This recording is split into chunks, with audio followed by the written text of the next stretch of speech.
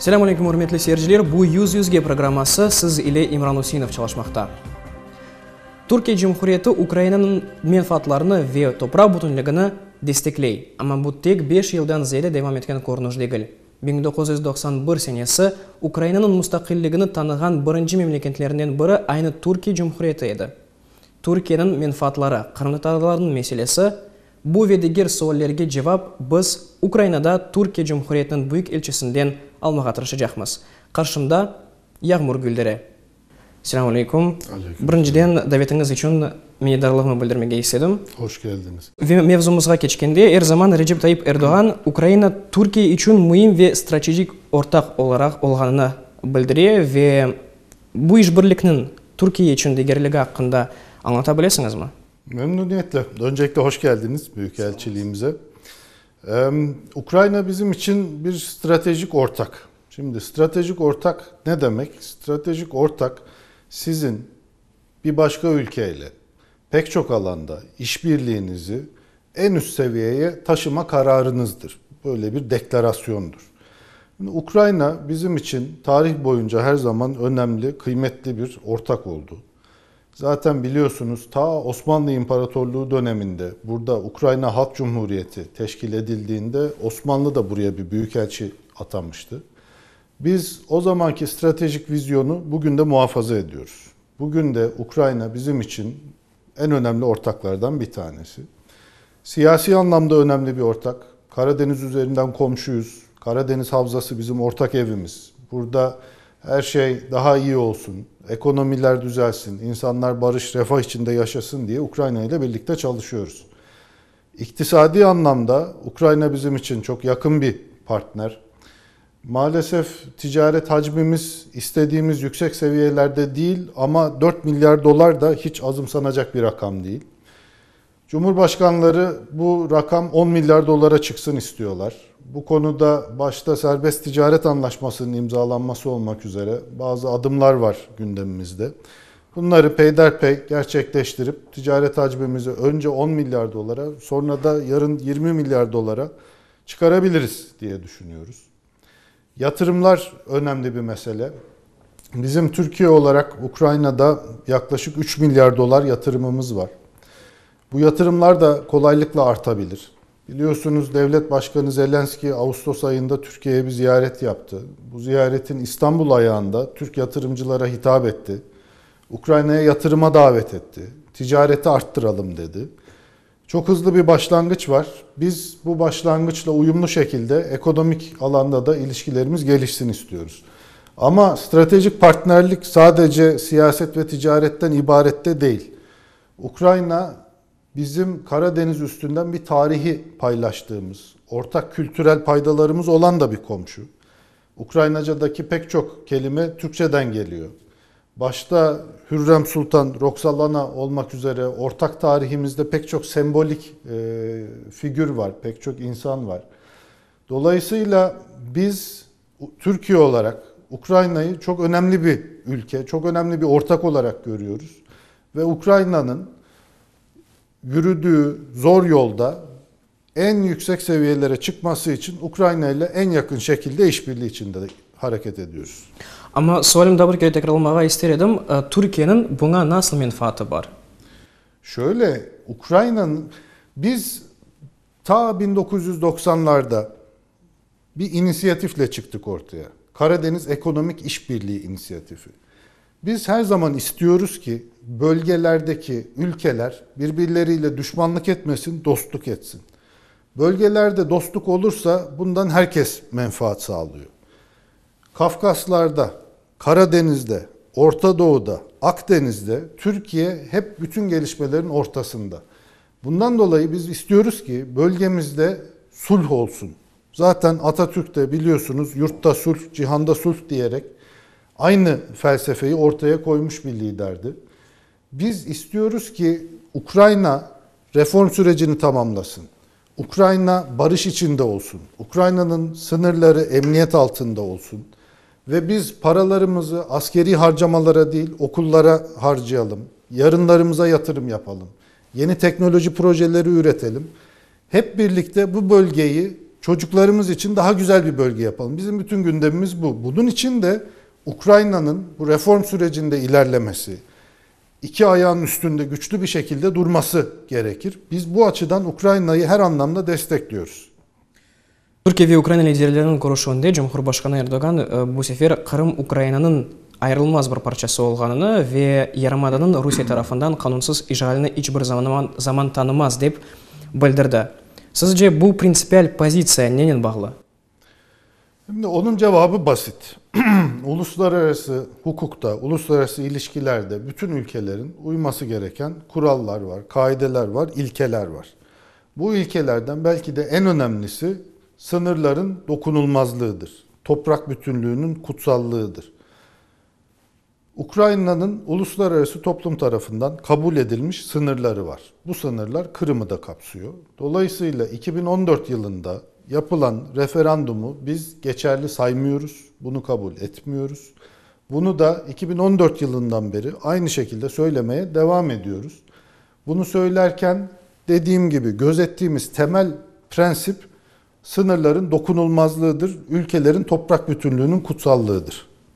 Ama bilgenime göre Rusya Türkiye'nin de büyük bir işbirlik beceri ve bu mesele keder etmiyor mu bu Rusya ve Türkiye arasındaki işbirlikki? Şimdi şöyle, devletler arası ilişkilerde herkes her konuda anlaşamaz. Ülkelerin anlaştıkları noktalar vardır, anlaşamadıkları noktalar vardır. Bu noktalarda sizin bir tercih yapmanız gerekir. Ya biz bu hususlarda anlaşamıyoruz, o yüzden sizinle düşman olacağız dersiniz. Ya da dersiniz ki bizim anlaşamadığımız hususlar var ama bunları bir kenara koyalım. Anlaştığımız hususlar var, oralarda devam edelim. Dolayısıyla biz de Türkiye olarak pek çok ülkeyle ilişkilerimizde yapıcı, pragmatik, hem bizim hem bölgemizin yüksek çıkarlarını gözeten bir çizgi benimsemeye çalışıyoruz. Dolayısıyla bunu şeffaf bir şekilde yaptığınız zaman, bugün bir şey söyleyip yarın başka bir şey demediğiniz zaman, herkes sizin nerede durduğunuzu bildiği, gördüğü zaman bu ilişkileri bu şekilde yürütmek mümkün olabiliyor. Bizim bakışımız budur. Kırım konusunda Rusya ile anlaşamadığımız doğrudur. Ama Rusya ile işbirliğimizin hem bizim hem de bölgemizin menfaatine olduğu durumlar var. Bunları gözetmek durumundayız. Fakat bunu yaparken Ukrayna'ya ve buradaki Kırım Tatarlarına, Türkiye'ye kaçan Kırım Tatarlarına elimizden gelen her türlü yardımı da yapıyoruz. Yani bu öbürüne engel değildir, olmamalıdır. Türkiye ile Ukrayna Kırım Tatarları noktasında %100 hemfikirler, %100 işbirliği içindeler. Bundan sonra da bu süreç böyle devam edecek. Ukrayna yakında 35 esirini büyük dengişme çerçevesinde azat etti. 17 senesi ise Türkiye yardımının 2 esirini Rusya hapishanelerinden çıkardı ve bunun beraberlikte şimdi 80'den ziyade Müslüman Kırım Tatarlar Rusya'nın hapishanelerinde bulunalar. Bu meselede Türkiye yardımcı olabilir mi sizce? Bu konu uzun süredir bizim gündemimizde yer alıyor. Biliyorsunuz Kırım Tatarlarının liderleri Mustafa Kırımoğlu, Refat Çubarov, diğer agalar sık sık Türkiye'ye gidiyorlar. Cumhurbaşkanımızla, yardımcılarıyla, bakanlarımızla görüşüyorlar. Son olarak mesela bu sene Şubat ayında Dışişleri Bakanımız Mevlüt Çavuşoğlu Odessa'ya geldi.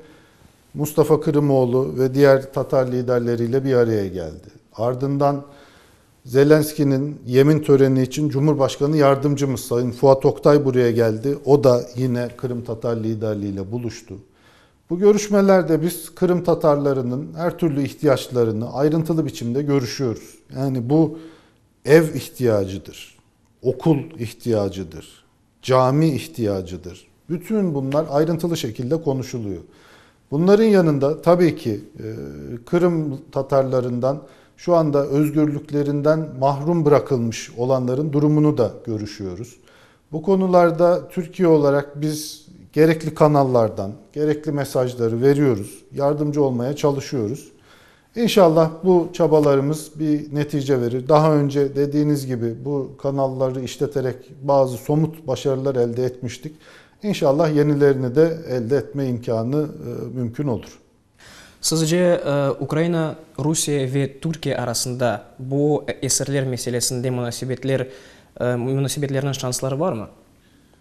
Şöyle dediğim gibi Türkiye hem Rusya ile hem Ukrayna ile iyi ilişkilere sahip bir ülke olarak bazı konularda iki tarafa da yardımcı olma imkanına sahip. Bu kanallarımızı biz hiçbir zaman bir tarafın lehine veya aleyhine kullanmayız. Herkes için kazanacak, herkesin mutlu olacağı bir takım sonuçlar elde etmeye çalışırız. Bizim diplomasi anlayışımız da budur. Benzer bir yaklaşımı da Sayın Zelenski'nin Türkiye ziyaretinde de gördük. Sayın Zelenski Türkçe kelimeleri kullanarak kazan formülüne dayalı bir işbirliği modelinden bahsetti. Bu Türkiye'de de çok sempati topladı. Dolayısıyla biz bu imkanlarımızı var gücümüzle etkin şekilde kullanıp en somut neticeleri almak için çalışmaya devam edeceğiz. Еңбектегі суальны бірçok diplomatlardan sordum, siz de istisna değilsiniz.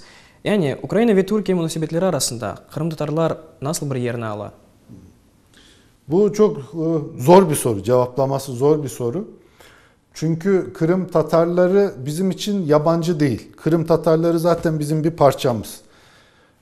Yani özellikle 18. yüzyıldan itibaren, 18. yüzyılın sonundan itibaren Kırım Tatarları düştükleri zorluklar karşısında her zaman yardımı Anadolu'dan beklediler, İstanbul'dan beklediler.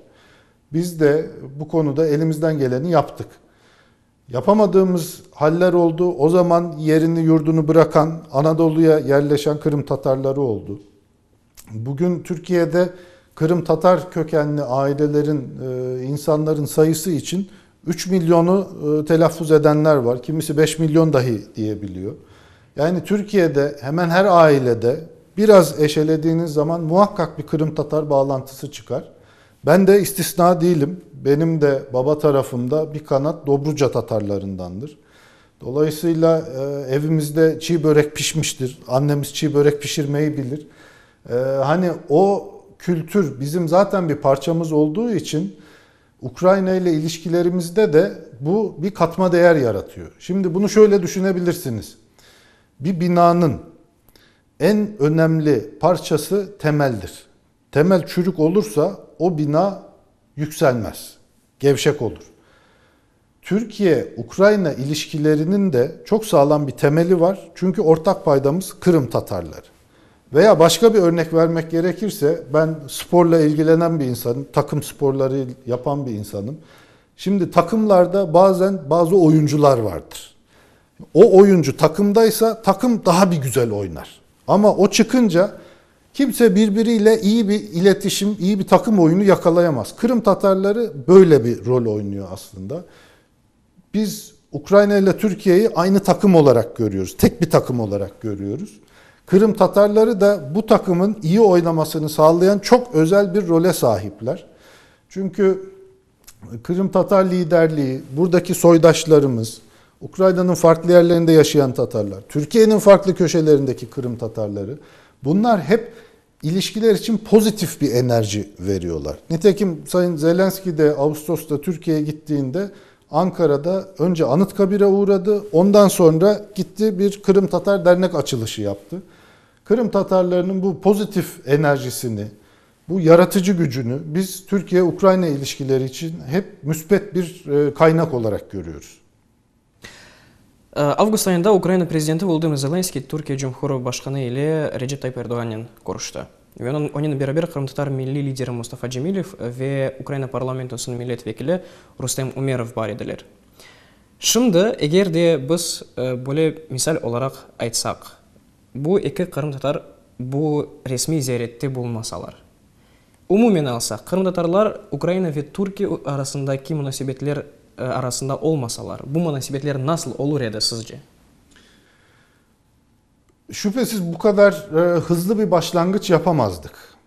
Çünkü dediğim gibi bazı adımları atarken siz nerede olduğunuzu, nereye geldiğinizi, nerede durduğunuzu bilmek istersiniz. Şimdi yabancılar için de öyle. Bir ülkeye gittiğiniz zaman orayı bilmiyorsanız, orada kiminle nerede buluşulur, ne yenir, ne içilir bilmezseniz bunları öğrenene kadar vakit harcarsınız. Ama Kırım Tatarları gibi bir ortak paydamız olduğu için Türkiye ile Ukrayna hiçbir zaman böyle bir yabancılık çekmiyorlar. Mustafa Aga ile Rüstem Umerov'un o ziyarette yer almasını da biz açıkçası büyük memnuniyetle karşıladık. Çünkü son milletvekili seçimlerinden sonra Mustafa Aga ve Rüstem Umerov, keza Ahtem Çiğgöz iktidar partisinde değiller. Buna rağmen Sayın Devlet Başkanı Zelenski onları kendi heyetine dahil etti. Bu son derece olumlu ve yapıcı bir yaklaşımdır, kucaklayıcı bir yaklaşımdır. Bundan da ayrıca memnuniyet duyuyoruz. Ve sanıyorum hem Ukrayna tarafı hem Türk tarafı şu konuda hemfikir. Mustafa Aga'nın ve Rüstem Umerov'un olması o ziyarete ayrı bir enerji katmıştır, ayrı bir güzellik katmıştır. Ve Ukrayna-Türkiye ilişkileri için her zaman bir sigortadır Kırım Tatarları. Her zaman bazı konularda bizi doğru şekilde yönlendirirler. Ukraynalılara bizimle ilgili doğru bazı hususları aktarırlar. Bazı yanlış anlamaları onlar kendiliklerinden çözüyorlar. Dolayısıyla biz o ziyaretin onlarla daha da zenginleştiğini, daha da güzelleştiğini düşünüyoruz. Şimdi eğer Kırım'ın işgali meselesine kayıtsak, çok vakitlarda yani insanlar, Kırım'daki insanlar Türkiye'nin misal olarak gemilerini görürler. Ondan da gayrı Türkiye'ye Kırım'dan işgalcilerinin yardımıyla gelgen futbol klubu geldi futbol oynamaya. Böyle şeyler olmaması için Türkiye Cumhuriyeti sizce ne yapmak gerek?